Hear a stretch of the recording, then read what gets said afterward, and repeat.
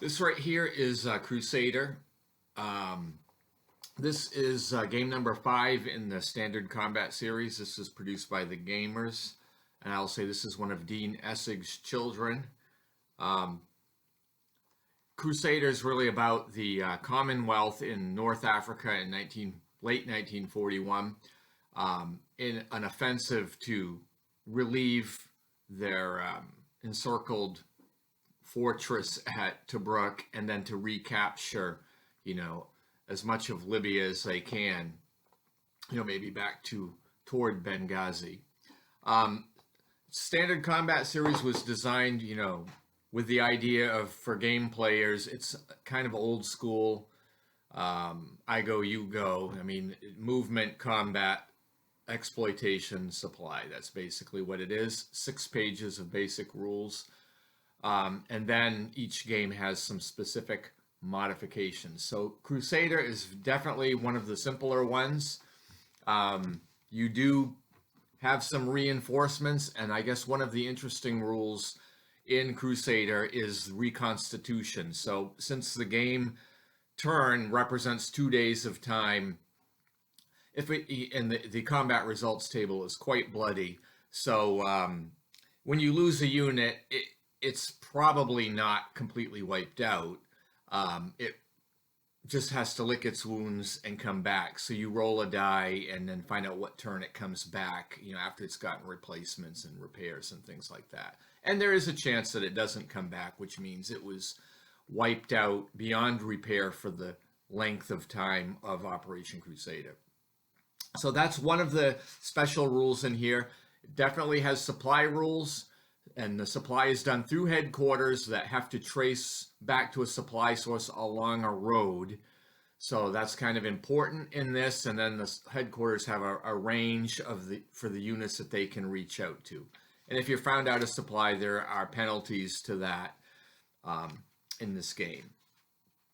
Also, there is typical with the Standard Combat Series, there's artillery and barrage, which can be used to facilitate damaging a unit to make it easier to attack, which is as it should be. And of course, the other special rule in this game is for Rommel, and he can enhance combat with a unit that he's stacked with. He can also make a unit exploit capable, even if it doesn't have the typical Standard Combat Series, yellow stripe on the bottom that makes it eligible to move and overrun in the exploitation phase. So the other thing with Rommel, he can move around. Actually, he can move in the movement phase and he can move in the exploitation phase.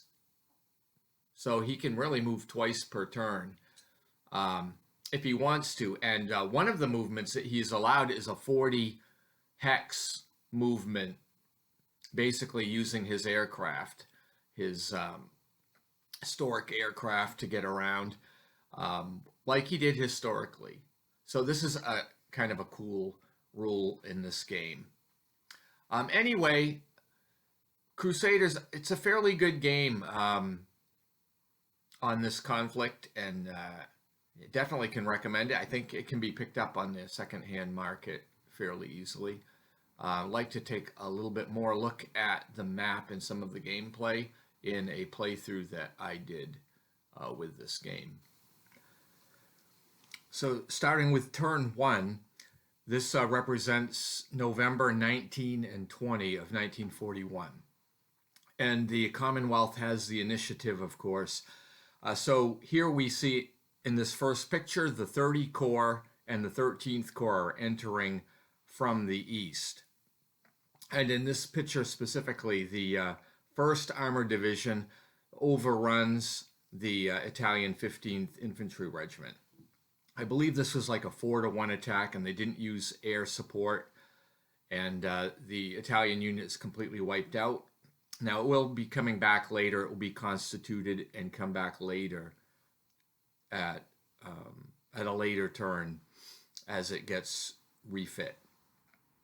Now, in this next photo, you see, still on turn 1, the 13th Corps is moving the New Zealand divisions into Hafid Ridge. You'll notice there's 2 victory point hexes here, so they're going to take this without any interference. The 7th Indian Brigade approaches the Savona Division at point 206 also, and you see the 11th Indian Brigade is moving toward Halfaya Pass, which I think is defended here by a German unit. In this next photo, we see that the 15th Panzer is kind of caught out in the open desert by the 7th Armored. So we'll see what happens with that. This next photo shows the 30 Corps attacking the Italian Ariete Division at Bir El Gubi.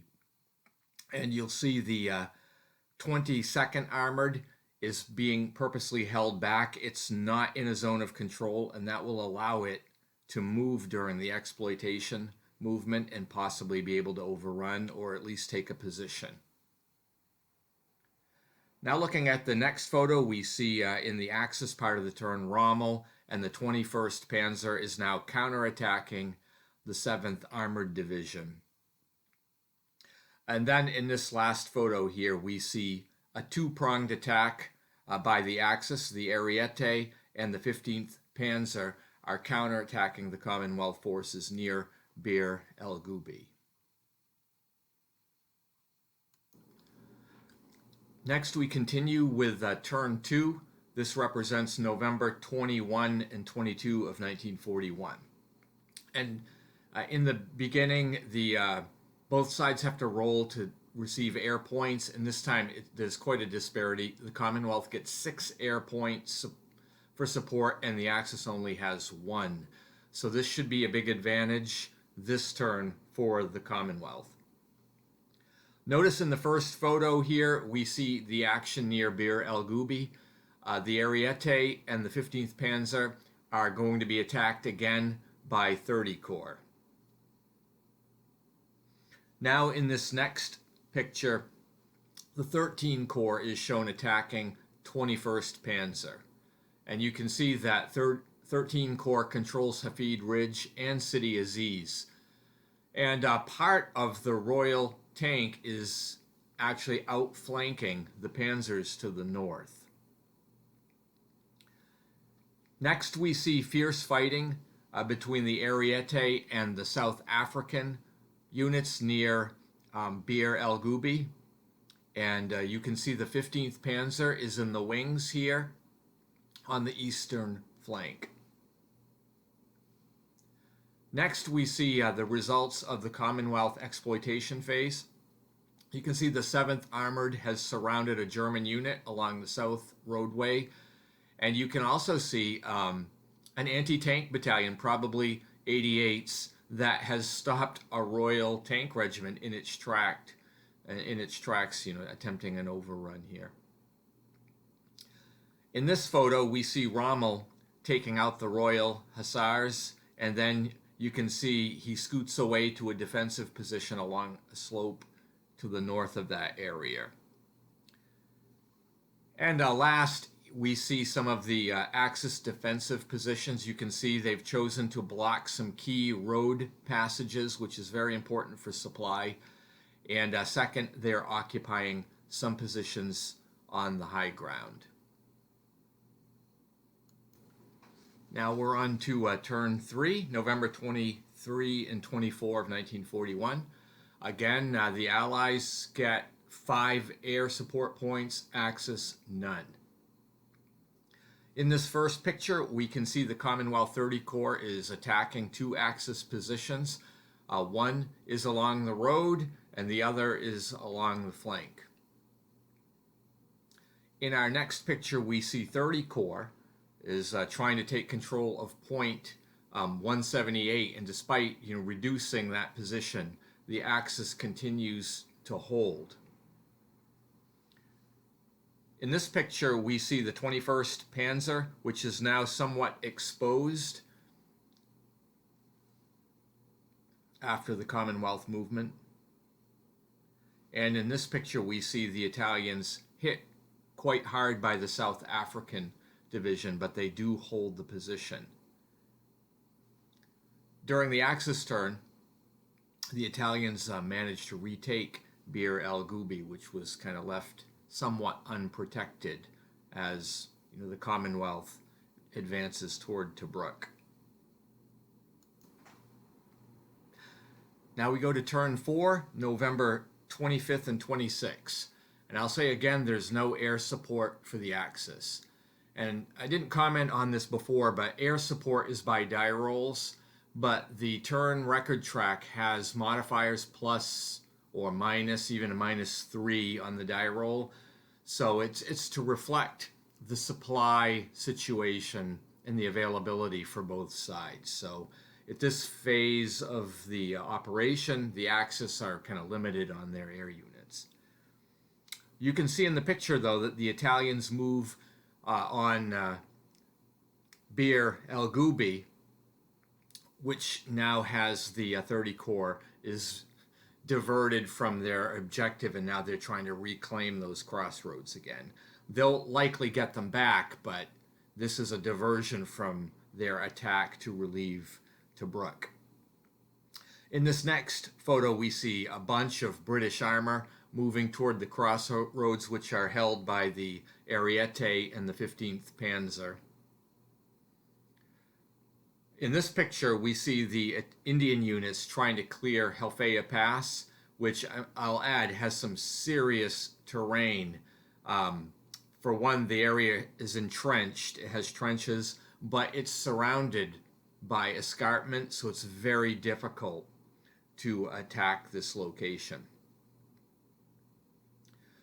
In the next picture, we see 30 Corps finally having succeeded in recapturing Bir el Gubi.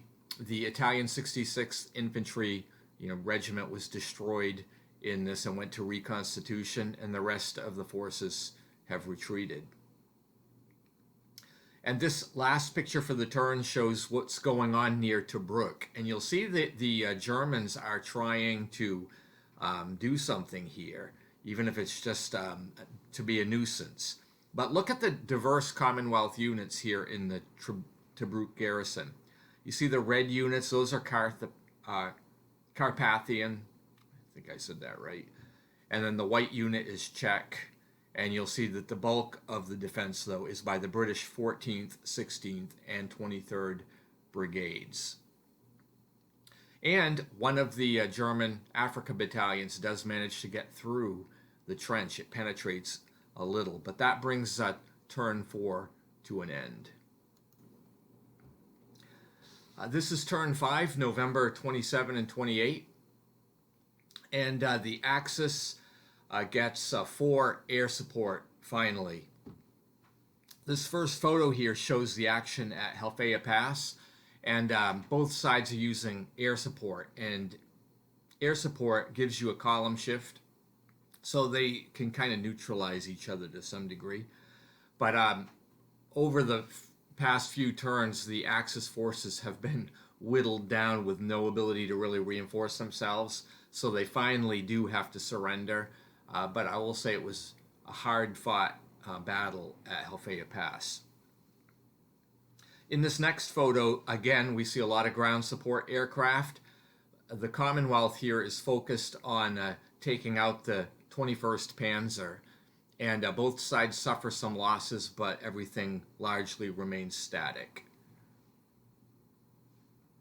Next, we see the South African units attacking the Italians in the same area from the south, and this time they do manage to dislodge them. So we see the Axis position is slowly being peeled back. During the Axis part of the turn, the main action is Rommel, and he tries to overrun the British armor. It's somewhat successful, but both sides suffer losses, and that brings turn 5 to an end.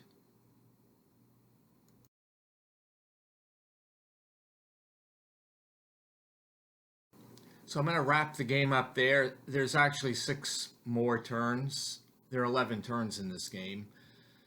And but I've showed you basically how the game flow works. I didn't cover any of the mechanics really, but I'll give you a spoiler on this. At the end of the game, both sides count victory points and subtract. So it left the Commonwealth with a +1 victory point, and which is not enough to win. So the game actually ended in a draw. So now you know. Anyway, I do recommend this. It's a fun game. You can play it solitaire. You can play against an opponent. It's quick playing, and I think you can't go wrong with the Standard Combat series. Some games are certainly better than others, but they're all quite playable, and usually they have very limited errata. So I strongly recommend the Standard Combat series. I hope you have a great day, and thank you for listening.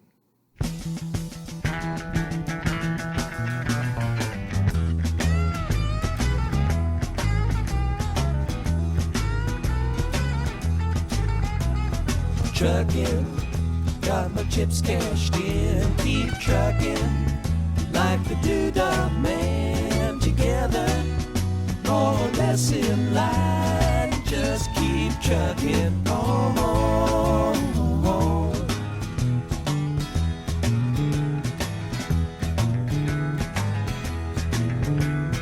Arrows of neon and flashing marquees out on Main Street. Chicago, New York, Detroit, and it's all on the same street. A typical city involved in a typical daydream. Hang it up and see what tomorrow brings. Dallas, got a soft machine. Houston, too close to New Orleans. New York, got the ways and means and just won't let you be.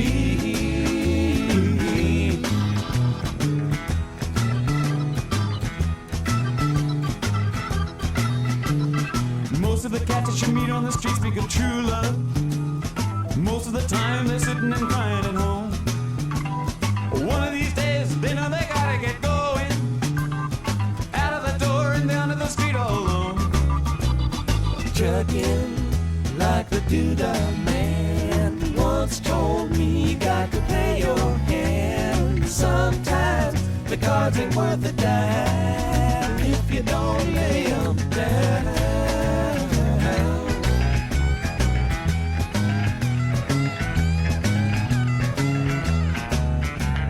Sometimes the light's all shining on me. Other times I can barely see. Lately it occurs to me, what a long, strange trip it's been.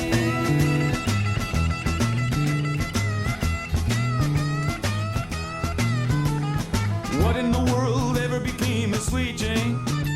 She lost her sparkle, you know she isn't the same. Living on reds, vitamin C and cocaine. All a friend can say is ain't it a shame? Trucking up the Buffalo, been thinking you got to mellow slow. It takes time, you pick a place to go and just keep trucking on.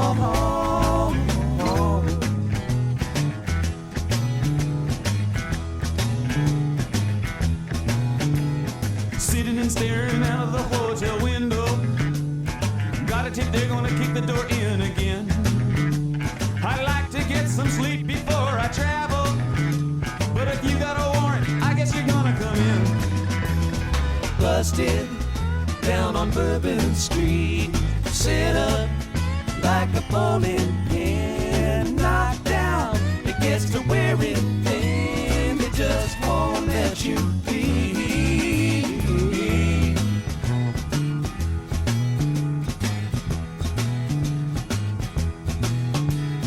You're sick of hanging around and you like to travel.